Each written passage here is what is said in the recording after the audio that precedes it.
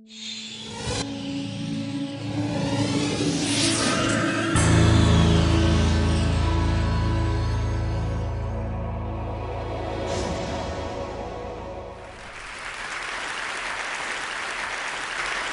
think it was in my second grade that I was caught drawing the bust of a nude by Michelangelo. I was sent straight away to my school principal. And my school principal, a sweet nun, looked at my book with disgust, flipped through the pages, saw all the nudes. You know, I'd been seeing my mother draw nudes, and I copied her. And the nun slapped me on my face and said, "Sweet Jesus, this kid has already begun." I had no clue what she was talking about, but it was good enough. But it was convincing enough for me never to draw again. Until the 9th grade, thanks to a really boring lecture, I started caricaturing my teachers in school. And, you know, I got a lot of popularity. I don't play sports. I'm really bad at sports. I don't have the fanciest gadgets at home. I'm not on top of the class. So for me, cartooning gave me a sense of identity. I got popular. But I was scared I'd get caught again. So what I did was I quickly put together a collage of all the teachers I'd drawn, glorified my school principal, put him right on top, and gifted it to him. He had a good laugh at the other teachers and put it up on the notice board. This is a part of that. And I became a school hero. All my seniors knew me. I felt really special. I have to tell you a little bit about my family. That's my mother. I love her to bits. She's the one who taught me how to draw, and more importantly, how to love. She's a bit of a hippie. She said, "Don't say that," but I'm saying it anyway. The rest of my family are boring academics, busy collecting Ivy League decals for our classic ambassador car. My father's a little different. My father believed in a holistic approach to living. And you know, every time he taught us, he'd say, "I hate these books, because these books are hijacked by Industrial Revolution." While he still held that worldview, I was 16, I got the best lawyer in town, my older brother Karthik, and I sat him down and I said, "Pa, from today onwards I've decided I'm going to be disciplined, I'm going to be curious, I'm going to learn something new every day, I'm going to be very hardworking, and I'm not going to depend on you emotionally or financially." And he was very impressed. He was all tearing up, ready to hug me, and I said, "Hold that thought." I said, "Can I quit school then?" But to cut a long story short, I quit school to pursue a career as a cartoonist. I must have done about 30,000 caricatures. I would do birthday parties, weddings, divorces, anything, anyone who wanted to use my services. But most importantly, while I was traveling, I taught children cartooning. And in exchange, I learned how to be spontaneous and mad and crazy and fun. When I started teaching them, I said, "Let me do this professionally." When I was 18, I started my own school. However, an 18-year-old trying to start a school is not easy unless you have a big patron or a big supporter. So I was flipping through the pages of the Times of India when I saw that the Prime Minister of India was visiting my hometown, Bangalore. And, you know, just like how every cartoonist knows Bush here, and if you had to meet Bush, it would be the funnest thing, because his face was a cartoonist's delight. I had to meet my Prime Minister. I went to the place where his helicopter was about to land. I saw layers of security. I caricatured my way through 3 layers by just impressing the guards. But I got stuck. I got stuck at the 3rd. And what happened was, to my luck, I saw a nuclear scientist in whose party I had done cartoons. I ran up to him and said, "Hello, sir. How do you do?" He said, "What are you doing here, Raghava?" I said, "I'm here to meet the Prime Minister." He said, "Oh, so am I." I hopped into his car, and off we went through the layers of security. Thank you. I sat him down, I caricatured him, and since then, I've caricatured hundreds of celebrities. This is one I remember fondly. Salman Rushdie was pissed off, I think, because I altered the map of New York, if you notice. Anyway, the next slide I'm about to show you. Should I just turn that off? Anyway, the next slide I'm about to show you is a little more serious. I was hesitant to include this in my presentation because this cartoon was published soon after 9/11. What was for me a very naive observation turned out to be a disaster. That evening, I came home to hundreds of hate mails. Hundreds of people telling me how they could have lived another day without seeing this. I was also asked to leave the organization, a cartoonist organization in America, that for me was my lifeline. That's when I realized, cartoons are really powerful. Art comes with responsibility. Anyway, what I did was I decided that I need to take a break. I quit my job at the papers, I closed my school, and I wrapped up my pencils and my brushes and inks. And I decided to go traveling. When I went traveling, I remembered I met this fabulous old man who I met when I was caricaturing, who turned out to be an artist in Italy. He invited me to his studio. He said, come and visit. When I went, I saw the ghastliest thing ever. I saw this dead, naked effigy of himself hanging from the ceiling. I said, oh my God, what is that? And I asked him, and he said, oh, that thing. In the night I die, and the morning I am born again. I thought he was cuckoo. But something about that really stuck. I loved it. I thought there was something really beautiful about that. So I said, I am dead, so I need to be born again. So I wanted to be a painter like him, except I don't know how to paint. So I tried going to the art store. There are 100 types of brushes. Forget it. They will confuse you even if you know how to draw. So I decided I'm going to learn to paint by myself. I'm going to show you a very quick clip to show you how I painted, and a little bit about my city, Bangalore.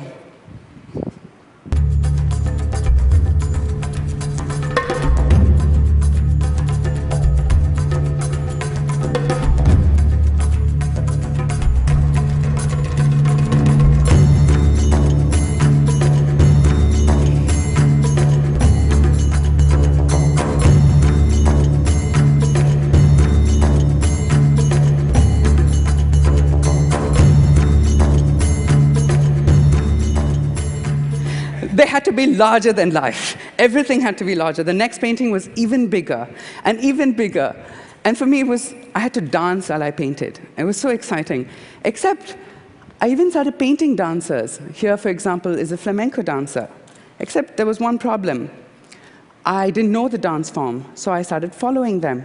I made some money, sold my paintings, and I'd rush off to France or Spain and work with them. That's Pepe Linares, the renowned flamenco singer. But I had one problem. My paintings never danced. As much energy as I put into them while making them, they never danced. So I decided, I had this crazy epiphany at 2 in the morning. I called my friends, painted on their bodies, and had them dance in front of a painting. And all of a sudden, my paintings came alive. And then I was fortunate enough to actually perform this in California with Velocity Circus. And I sat like you guys there in the audience, and I saw my work come alive. Normally you work in isolation, and you show at a gallery. But here, the work was coming alive, and it had some other artists working with me. The collaborative effort was fabulous. I said, I'm going to collaborate with anybody and everybody I meet. I started doing fashion. This is a fashion show we held in London. The best collaboration, of course, is with children. They are ruthless, they're honest, but they're full of energy and fun. This is a library I designed for the Robin Hood Foundation. And I must say, I spent time in the Bronx working with these kids. And in exchange for me working with them, they taught me how to be cool. I don't think I've succeeded, but they've taught me. They said, stop saying sorry, say my bad. Then I said, all this is good, but I want to paint like a real painter. American education is so expensive. I was in India, and I was walking down the streets, and I saw a billboard painted. And these guys paint humongous paintings, and they look really good. And I wondered how they did it from so close. So one day I had the opportunity to meet one of these guys. And I said, how do you paint like that? Who taught you? And he said, oh, it's very easy. I can teach you. But we're leaving the city because billboard painters are a dying, extinct bunch of artists, because digital printing has totally replaced them and hijacked them. I said, in exchange for education on how to paint, I will support them, and I started a company. And since then, I've been painting all over the place. This is a painting I did of my wife in my apartment. This is another painting. And in fact, I started painting on anything and started sending them around town. Since I mentioned my wife, the most important collaboration has been with her, Netra. Netra and I met when she was 18. I must have been 19 and a half then, and it was love at first sight. I lived in India, she lived in America. She'd come every 2 months to visit me. And then I said, I'm the man, and I have to reciprocate. I have to travel 7 oceans, and I have to come and see you. I did that twice, and I went broke. So then I said, Nate, what do I do? She said, why don't you send me your paintings? My dad knows a bunch of rich guys. We'll try and con them into buying it. And then, but it turned out, after I sent the works to her, that her dad's friends, like most of you, are geeks. I'm joking.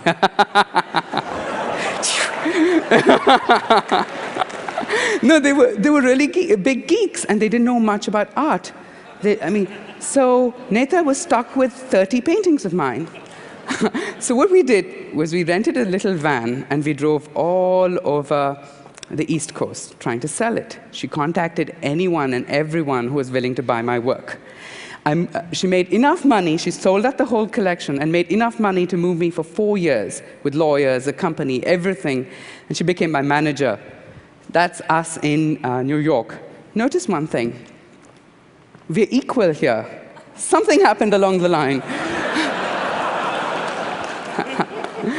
But this brought me, with Netra managing my career, it brought me a lot of success. I was really happy. I thought of myself as a bit of a rock star. I loved the attention. This is all the press we got. And we said, it's time to celebrate. And I said, the best way to celebrate is to marry Netra. I said, let's get married. And I said, not just married, let's invite everyone who's helped us, all the people who bought our work. And you won't believe it, we put together a list of 7,000 people who made a ridiculous list. But I was determined to bring them to India. So a lot of them were in India. 150 artists volunteered to help me with my wedding.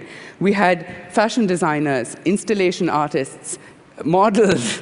We had makeup artists, jewelry designers, all kinds of people working with me to make my wedding an art installation. And I had a special installation in tribute to my in-laws. I had the vegetable carvers work on that for me. But all this excitement led to the press writing about us. We were in the papers. We're still in the news 3 years later. But unfortunately, something tragic happened right after. My mother fell very ill. And I love my mother. And I was told all of a sudden that she was going to die. And they said, you have to say bye to her. You have to do what you have to do. And I was devastated. I had shows booked up for another year. I was on a high. And I couldn't. I could not. My life was not exuberant. I could not live this larger-than-life person.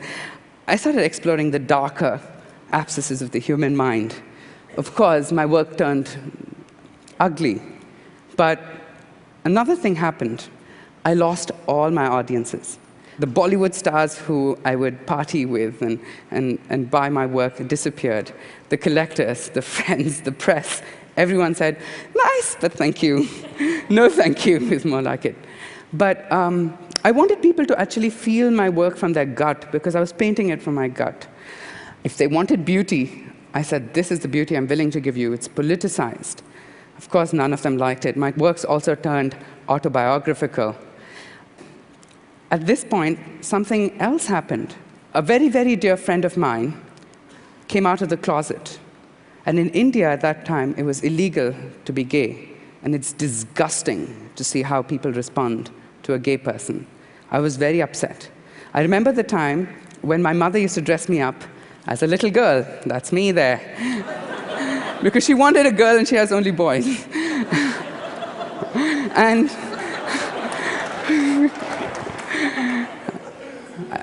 anyway, I don't know what my friends are going to say after this talk. Anyway, it's a secret.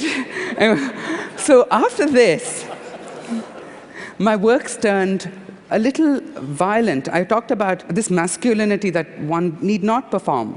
And I talked about the weakness of male sexuality. This time, not only did my collectors disappear, the political activists decided to ban me and to threaten me and to forbid me from showing. It turned nasty, and I'm a bit of a chicken. I can't deal with any threat. This was a big threat. So I decided it was time to end and go back home. This time I said, let's try something different. I need to be reborn again. And I thought the best way, as most of you know who have children, the best way to have a new lease of life is to have a child. I decided to have a child. And before I did that, I quickly studied what can go wrong. How can a family get dysfunctional? And Rudra was born. That's my little son. And two magical things happened after he was born. My mother miraculously recovered after a serious operation. And this man was elected president of this country. You know, I sat at home and I watched. I teared up and I said, that's where I want to be. So Nathan and I wound up our life, closed up everything we had, and we decided to move to New York. And this was just 8 months ago. I moved back to New York. My work has changed. Everything about my work has become more whimsical. This one is called What the Fuck Was I Thinking? It talks about, it talks about mental incest. You know, I may appear to be a very nice, clean, sweet boy, but I'm not. I'm capable of thinking anything. But I'm very civil in my action, I assure you. These are just different cartoons. And before I go, I want to tell you a little story. I was talking to my mother and father this morning. My dad said, I know you don't want to, you have so much you want to say, but you have to talk about your work with children. So I said, okay. I work with children all over the world. And that's an entirely different talk. But I want to leave you with one story that really, really inspired me. I met Belinda when she was 16. I was 17. I was in Australia, and Belinda had cancer. And I was told she's not going to live very long. They, in fact, told me 3 weeks. I walked into a room, and there was a shy girl, and she was bald, and she was trying to hide her baldness. I whipped up my pen, and I started drawing on her head, and I drew a crown for her. And then we started talking, and we spent a lovely time. I told her how I ended up in Australia, how I backpacked, and who I conned, and how I got a ticket, and all the stories, and I drew it out for her. And then I left. Belinda died, and within a few days of her death, they published a book for her, and she used my cartoon on the cover. And she wrote a little note. She said, hey, Rags, thank you for the magic carpet ride around the world. For me, my art is my magic carpet ride. I hope you will join me in this magic carpet ride and touch children and be honest. Thank you so much. Thank you so much.